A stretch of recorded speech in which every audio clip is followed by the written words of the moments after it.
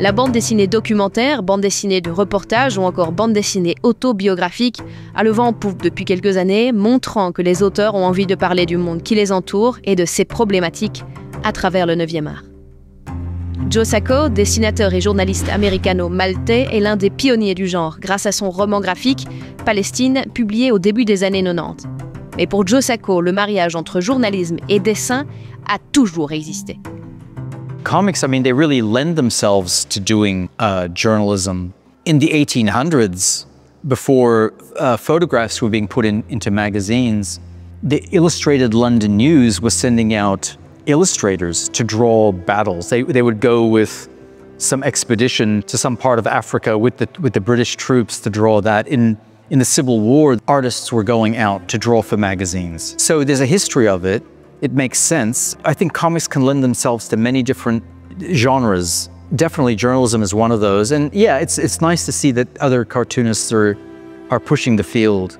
And sometimes pushing it far. It doesn't have to be about a violent situation. It can be about a station in Antarctica and they spend some time there, or some story about some ecological issue, whatever it is, or yeah, refugees. A lot of cartoonists seem to be drawn to that. So I'm glad. It gives me heart that cartoonists are interested in serious issues. My career started at around age 6 when I started doing comics. And by the time I was about 12, I was doing comics all the time with my free time. But I never thought of it as a career choice. I thought journalism would be what I wanted to do.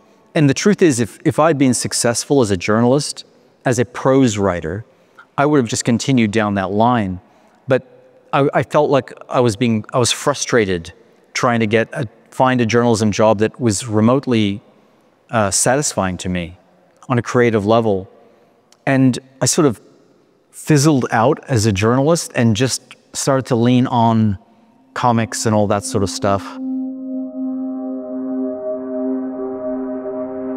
En 1992, Joe Sacco fait un voyage de plusieurs mois en Palestine et en Israël.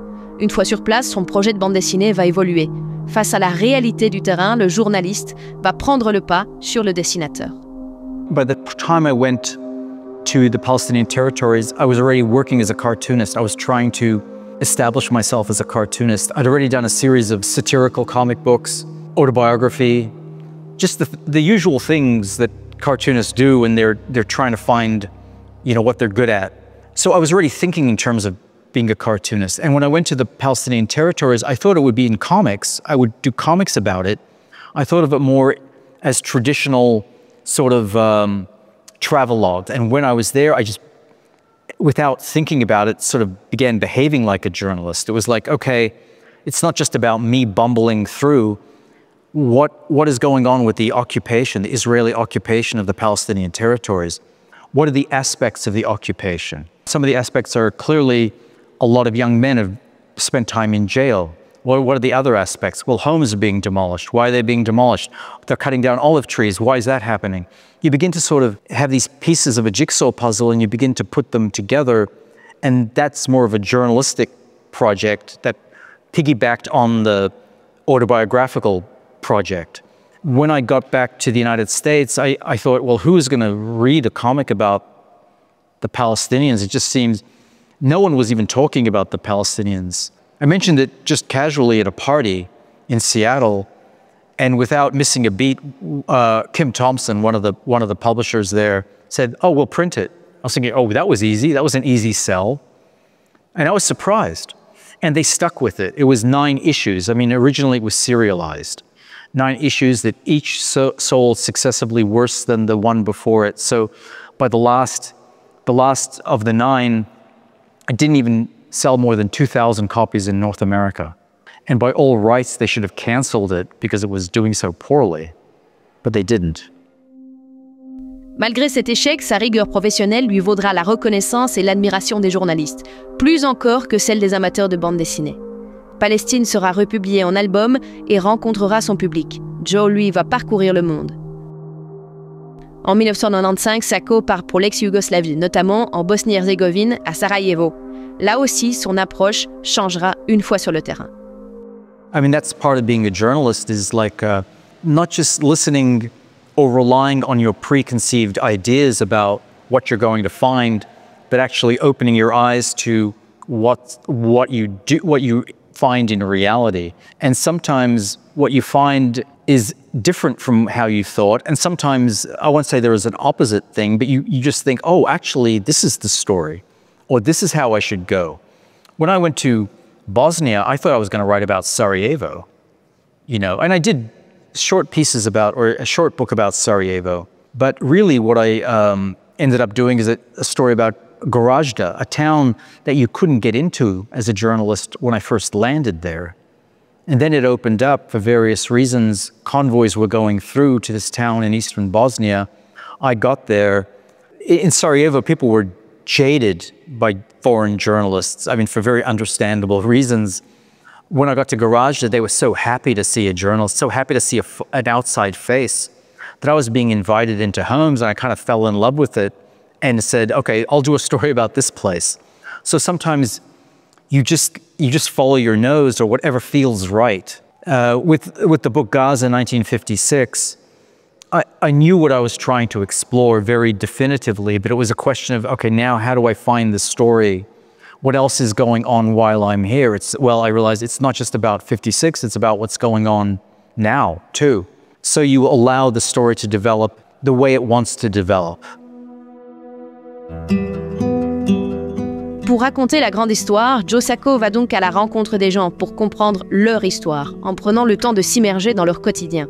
Mais relater cela en bande dessinée demande une rigueur de travail un peu différente du journalisme d'investigation, plus classique. My process sort of begins when I'm interested in the subject to read about it, get as much information as I can, almost like a security blanket, like to feel like, okay, I know something about what's going on, I can ask the right questions perhaps. When you get to a place, you realize, okay, some of that might have been true, some of it isn't true. The reality is sometimes very different from what you've been reading, or it's changed since what you've been reading has come out, and you just sort of learn as you're there. If you saw the way I work in the field, it's like any print journalist would work, I think. I mainly have a pad and a pencil or a pen and my recorder. I'm asking a lot of questions. I'm asking visual questions sometimes because I know I have to draw things. So especially when I'm asking like what happened to you back then, I need to have visuals in my head when I'm drawing. So I'll ask very specific questions. Well, where were you sitting in the school? Well, how were you taken to the prison? Was it in a truck or a car? You ask things that are going to help you draw. I don't sketch very much, when I'm in the field, because I'm more interested in talking to people. And to me, taking photographs is a shorter way of getting images. So I collect my information, I do my interviews, I keep very rigorous journals every night, because many things happen between the interviews that you need to remember. I get home, I have a very sort of rigorous process now where I index my notes by subject. I've learned how to organize my notes because sometimes I'll have 4 journals full of just writings at night, what are my impressions and what's going on. Then I start writing. The writing takes a long time. I never know how long it's going to take. And then I finish a script and I start drawing. Sometimes I'm a little envious of my friends who are journalists because they're always going around and, I go for 2 weeks or 2 months to a place. They're envious of me because I sink into a place. I spend a lot of time in one place and they have to often file stories quickly. But I'm envious of them because they're in the field more. They're learning more things, different things. But, it's a good balance to me between being in the field and being at my desk. When you're doing journalism, when you're talking to people about what's happened to them, the stories can be really difficult and really hard. But as a journalist, you're not letting it get to you. You're interested in getting the story accurately. The person might be quite emotional about what they're talking about, and you have to be aware of that. And what you want to do is, you're like a doctor in a way. You want to get the story out without causing as little damage as possible. And so you're often trying to keep the person on track. Because someone starts talking about what happened to them on Wednesday, but they want to talk about what happened to them on Tuesday and what happened to them on Monday, but you're interested in what happened on Wednesday. So you're often corralling people. It takes a lot of effort to do that. And in some ways, it's a cold sort of process. When you're drawing, it's a different thing. Then it's like, oh, now I need to draw this person getting assaulted or whatever it was. What was that person feeling? I mean, they're telling me now I have to draw that, I have to inhabit. The only thing I can sort of compare it to is how actors have to inhabit their part. When you're drawing, you inhabit your part, and suddenly it sort of does hit you in a way it didn't hit you, even in the field, it doesn't hit you in the same, or it didn't hit me in the same way. It's harder for me, it's harder at the drawing table. We just live in a world where there's so much violence, and we live in a world, you know, where places that I care about, there's more violence going on. What am I going to do? I have to respond. There's part of me that would rather do something else, and I want to do something else, but I have an obligation too. I think the war in Gaza is one of the first times I've given a hot take. I like to do reporting. I like to actually go to a place, see it for myself, and talk to people, and let them say what they're experiencing. In this case, it was impossible. Gaza is closed off. A journalist cannot get in. I felt I had to respond. I feel I have a connection with Gaza. I've spent some months there. I was shocked by what happened. And just as a human being, I felt paralyzed. I didn't know how to respond to the level of violence. So it took some time for me to think, what do I want to say, or how can I say it? Then a friend wrote to me from Gaza and said, please raise up your voice. And then I realized I have to stop reflecting and just start doing. Comme souvent dans la bande dessinée documentaire, l'auteur se met en scène, ce qui permet ainsi au lecteur de suivre le parcours du narrateur à travers son regard. Un paradoxe quand celui de cet avatar de papier reste éternellement vide, caché derrière ses lunettes. The reason you don't see my eyes, originally the way I thought about it is eyes are the window of the soul.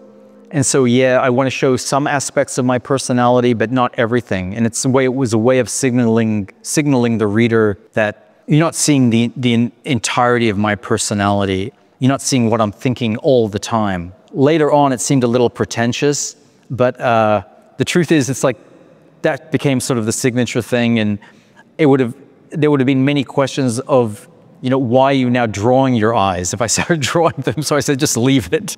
It's like my cape, Superman's cape. It's the glasses that are blank.